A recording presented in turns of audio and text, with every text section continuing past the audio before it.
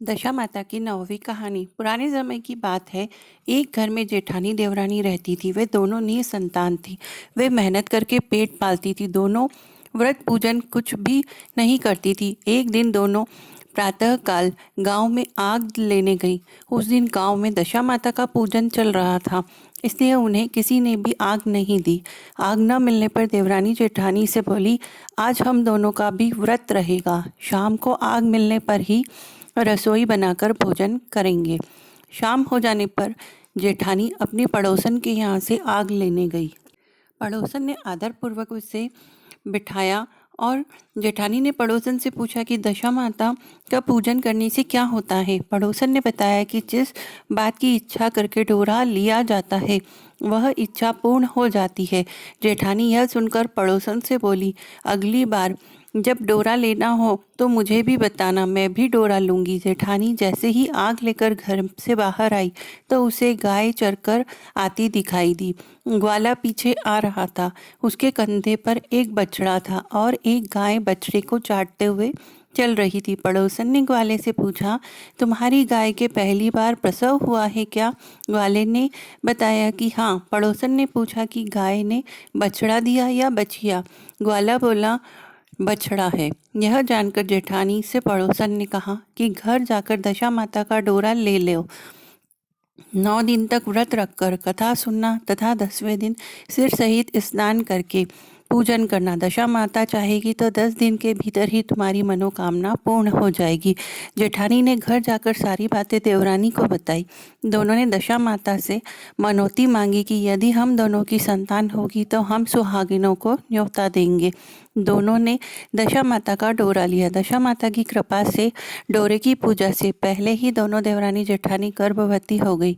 9 महीने 9 दिन के बाद दोनों ने यहाँ 2 लड़कों के जन्म लिया। बालकों के नामकरण संस्कार के बाद देवरानी ने जेठानी से कहा, हमने जो सुहागिनों को न्योते की मनौती मांगी थी उसे अब पूरा करना चाहिए। जेठानी ने कहा कि अभी ऐसी क्या जल्दी है, जब लड़कों का अन्नप्राशन संस्कार होगा तब सुहागिनों को न्योता देंगे। जब लड़कों का अन्नप्राशन संस्कार हुआ तब देवरानी ने जेठानी से सुहागिनों को न्योते की बात कही, परंतु जेठानी ने बात को टाल दिया और कहा कि लड़कों के मुंडन संस्कार पर सुहागिनों को न्योता देंगे। होते होते कुछ समय बाद लड़कों का मुंडन संस्कार भी हो गया।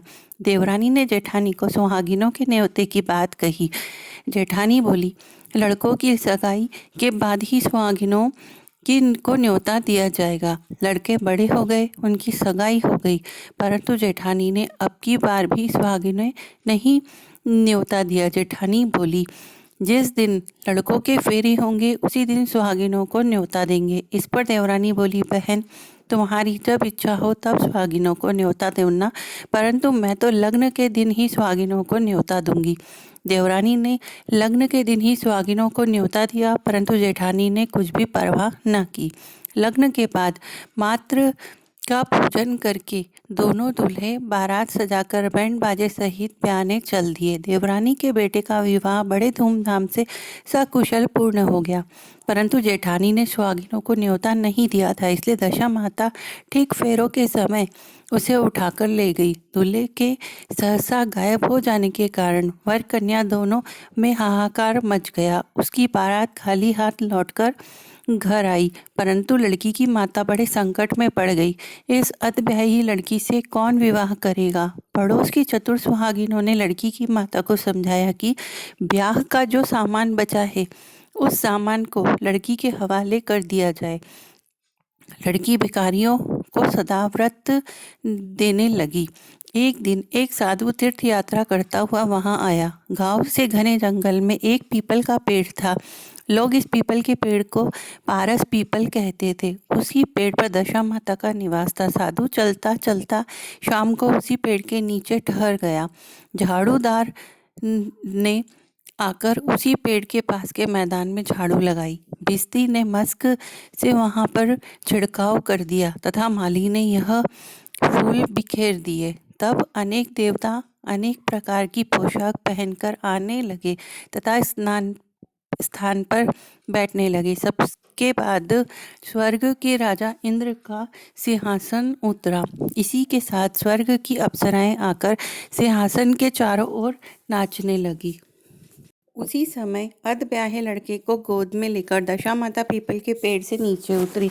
इंद्र के साथ स्वर्ग से एक सूरा गाय भी आई थी। उसने 2 गिलास दूध दिया था।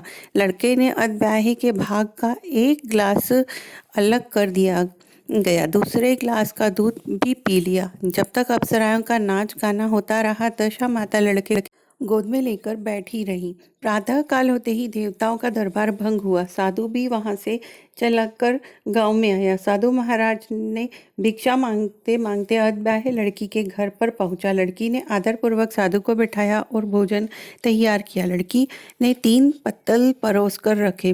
पहली पत्तल अधब्याहे अपने पति की रखी, दूसरी पत्तल बाबा जी के सामने रखी और एक पत्तल अपने सामने रखी। बाबा ने अपने आप से कहा, वाह, जो बात मैंने रात वहाँ देखी वही बात यहीं भी देखने को मिली। लड़की ने पूछा, क्या बात है बाबा जी? साधु बाबा ने बात बात टालते हुए कहा, हम बैरागी लोग ऐसी अनेक बातें कहते रहते हैं, तुम्हें ऐसी बातों से क्या मतलब? तुम तो भोजन करो और भगवान का भजन करो। लड़की ने हट पकड़ ली। उसने कहा कि जब तक आप अपनी कही बात का खुलासा नहीं करेंगे, मैं भोजन नहीं करूंगी। इस पर साधु बाबा चुप रहे।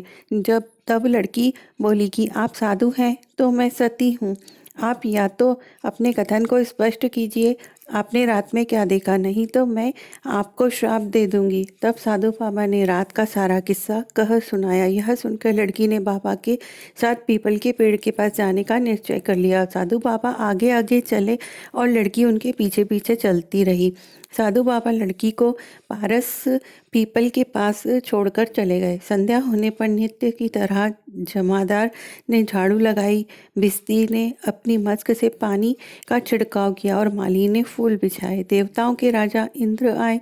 अप्सराओं का नाच गान प्रारंभ हो गया। उसी समय दशा माता पीपल के पेड़ से उतरी और उत्तर कर दरबार में बैठ गई। लड़के ने सूरा गाय का दूध पी लिया और एक गिलास अधब्याही लड़की के लिए रख दिया।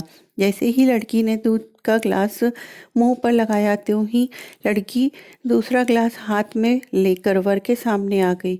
वह बोली, अपना भाग लेने के लिए मैं उपस्थित हूँ, मेरे लिए क्या आज्ञा है? मैं सेवा करने के लिए तैयार हूँ। तब लड़का बोला, मैं इस तरह से तुमसे नहीं मिल सकता। मैं दशा माता की सेवा में रहता हूँ।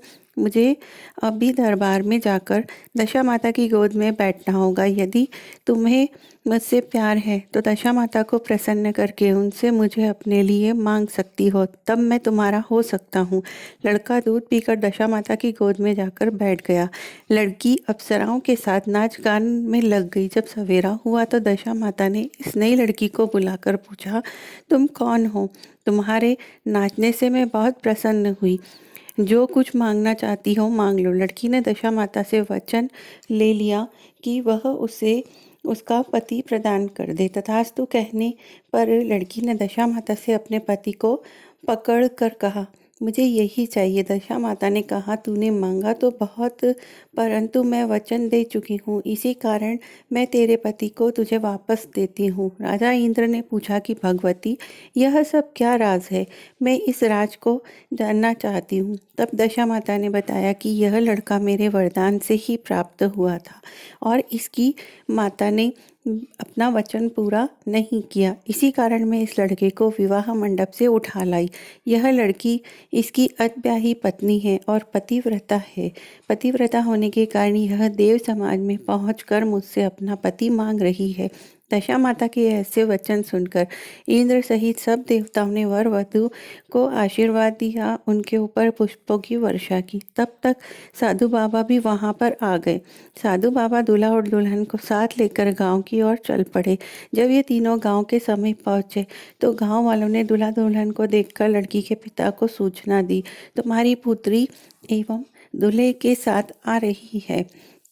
जिस दिन से लड़की चली गई थी, उसके पिता लोकापवाद के डर से बाहर निकलना बंद कर दिया था। गांव वालों की यह भी बात सुनकर उनके घर के किवाड़ बंद कर दिए थे।